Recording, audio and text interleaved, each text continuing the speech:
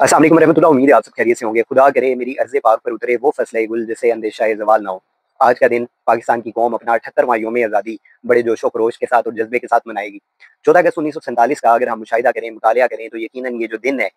उसकी यादें हमें अफसुर्दा कर देती हैं। हमारे जो आबा व अजदाद थे, जो बुजुर्गान थे, उनकी जो कुर्बानियाँ थी इस एक अलग इस्लामी रियासत के क़याम के लिए, जिस तरह उन्होंने अपनी जान, माल, इज़्ज़त, आबरू की परवाह किए बगैर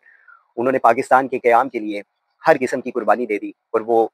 पीछे नहीं हटे और बिलाखिर उनकी जो कुर्बानियाँ थीं, उनका जो खून था, जो इस पाक धरती के अंदर जज़ब हुआ, वो इस अलग इस्लामी रियासत का, पाकिस्तान का, जो उन्होंने ख्वाब देखा था, उसके क़याम का वो लोग सबब बने। जो ख्वाब इल्लामा इकबाल रहमतुल्लाह अलैह ने देखा था एक अलग इस्लामी रियासत का, वो ख्वाब उसको पूरा करने के लिए कायद-ए-आज़म मोहम्मद अली जिन्ना ने अपनी तमाम तर बहादुरी, शुजाअत, दलेरी, अक्लमंदी, दानिशमंदी और हर किस्म की जो खूबियाँ थीं कायद-ए-आज़म मोहम्मद अली जिन्ना के अंदर, उनकी शख्सियत के अंदर, उनको मलहूज़े खातिर रखते हुए बिलाखिर वो एक अलग इस्लामी रियासत पाकिस्तान को बनाने में कामयाब हुए। और जिस तरह फिर उनके साथ जो सलूक किया गया, जो कायद-ए-आज़म मोहम्मद अली जिन्ना की वफ़ात के बाद जिस तरह के हालात पाकिस्तान के अंदर बर्पा हुए और एक जो ख्वाब था उनका एक जमहूरियत का निज़ाम को चलाने का, वो ख्वाब उनका आहिस्ता-आहिस्ता करके अपना जो असल मकसद था उससे पीछे हटता गया और जमहूरियत की जगह जब डिक्टेटरशिप आने लगी, तो यकीनन जो मकसद था एक अलग इस्लामी फलाही रियासत का, जहाँ पर अल्लाह के कवानीन का नफ़ाज़ हो, जहाँ पर अल्लाह की हाकिमियत का ऐलान हो, जो रियासत सिर्फ ली ही इस वजह से गई थी कि वो पूरे आलम इस्लाम के मुसलमानों को एक पेज के ऊपर इकट्ठा करेगी। यकीनन आप सब जानते होंगे कि कई ऐसे उलमाए कराम थे, ऐसे अकाबरीन थे, जो पाकिस्तान बनने के मुखालिफ थे, जिनमें सबसे बड़ा जो नाम है, जमीयत उलमाए हिंद के जो सरबराह थे, जो सदर थे, मौलाना हुसैन अहमद मदनी रहमतुल्लाह अलैह, वो पाकिस्तान बनने के खिलाफ थे और उनका ये नज़रिया था कि इस तरह पाकिस्तान बनाकर जो मुसलमान हैं इस वक्त बरसगीर के, उनको तकसीम करेंगे। इसी तरह अबुल कलाम आज़ाद थे, जो कि कांग्रेस के एक सरगर्म रुकन थे और वो भी पाकिस्तान बनने के मुखालिफ थे। फिर इसी तरह जो अताउल्लाह शाह बुखारी रहमतुल्लाह अलैह हैं, एक बहुत बड़ा नाम है और जिन्होंने अंग्रेज़ की गुलामी कबूल करने से सिरे से ही इन्होंने इनकार कर दिया था और उनकी बेशुमार कुर्बानी है। उन्होंने जो कैदोबंद की जो सोबतें हैं, वो एक अरसे तक उन्होंने बर्दाश्त की, लेकिन उन्होंने अंग्रेज़ के आगे अपना सर नहीं झुकाया और जब वो अपनी कैद के दौरान अपने जो उनकी जेल होती थी, उसके अंदर जब वो कुरान पाक की तिलावत करते थे, तो उस वक़्त के जो उनके रखवाले होते थे, जो उनकी उन पर नज़र रखे हुए होते थे, वो खुद आकर उनको फरमाते थे कि खुदारा आप ये कुरान की तिलावत बंद कर दें वरना हमारे दिल फट जाएँगे। ये असरात थे उनके, उन दीनदार लोगों के, हमारे अकाबरीन के और उनके भी नज़रियात यही थे कि इस तरह पाकिस्तान बनाकर जो मुसलमान हैं बरसगीर के, उनको अलग किया जाएगा, उनको नज़रियात की बुनियाद पर, अकायद की बुनियाद पर उनको तक़सीम किया जाएगा। और आज के दौर के अंदर अगर जब हम देखते हैं अपने 2 अरब मुसलमानों की तरफ, तो हमें ये एहसास होता है कि उस वक़्त के जो बुज़ुर्गाने दीन थे, उनकी ये दूर अंदेशी का जो एक मेयार था, वो आज के दौर में बिल्कुल पूरा उतरता हुआ हमें नज़र आता है। अब पाकिस्तान के क़याम के बाद जिस तरह की एक सूरत-ए-हाल बर्पा की गई, कायद-ए-आज़म मोहम्मद अली जिन्ना की वफ़ात के बाद जिस तरह के हालात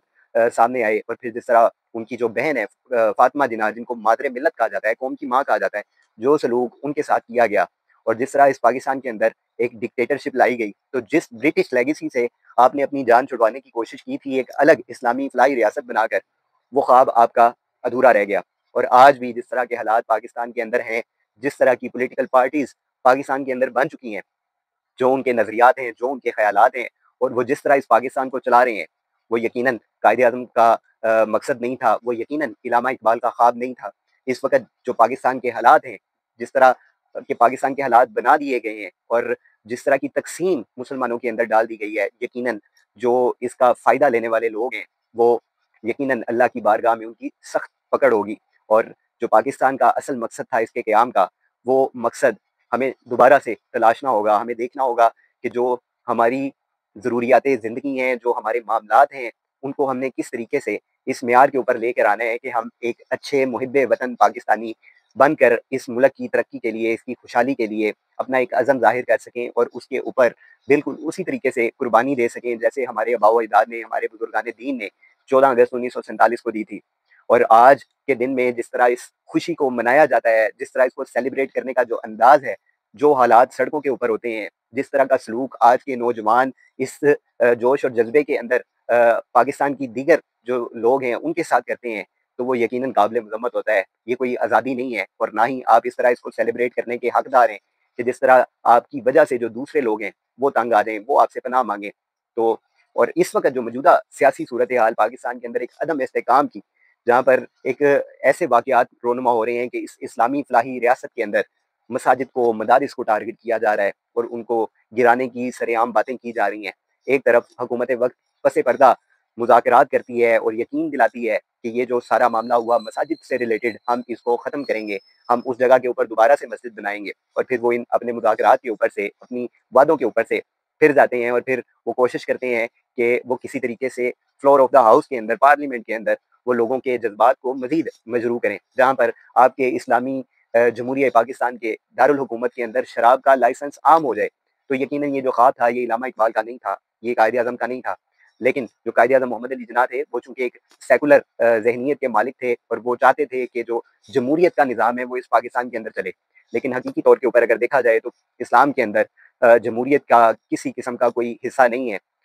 پاکستان کے اندر جو قوانین ہیں وہ اسلامی آئین کے مطابق بھی ہیں، لیکن جو جمہوریت ہے وہ اسلام کا، اس کے ساتھ کوئی تعلق نہیں ہے، اور اللہ کی حاکمیت کا، اللہ کے قوانین کا نفاذ کرنا اصل میں وہی اسلامی فلاحی ریاست تھی جس کا خواب علامہ اقبال نے دیکھا تھا کہ مسلمان ایک جگہ حاصل کریں جہاں پر وہ پورے عالم اسلام کے مسلمانوں کی نمائندگی کر سکیں اور تمام جو امت مسلمہ ہیں وہ ایک پیج کے اوپر اکٹھی ہو سکے۔ افسوس کہ یہ مقصد آج تک حاصل تو نہیں ہو سکا، لیکن ہم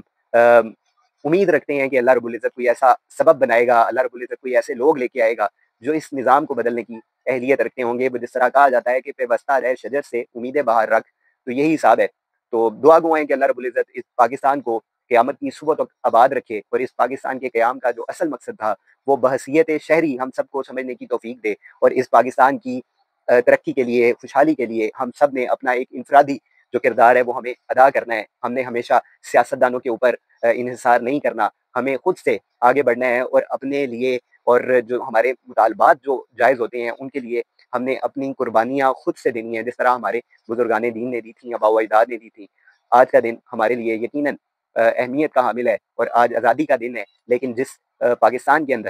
آپ مساجد کو ٹارگٹ کریں گے، مدارس کو ٹارگٹ کریں گے اور جو اسلامی قوانین ہیں ان کو ٹارگٹ کریں گے، تو یقینی طور کے اوپر وہ پاکستان آزاد نہیں ہو سکتا، اور یہ آزادی کا دن جس طرح سیلیبریٹ ہوتا ہے اس طرح سیلیبریٹ بھی نہیں کیا جا سکتا۔ اللہ آپ سب کو اپنے حفظ و امان میں رکھے۔ جزاک اللہ۔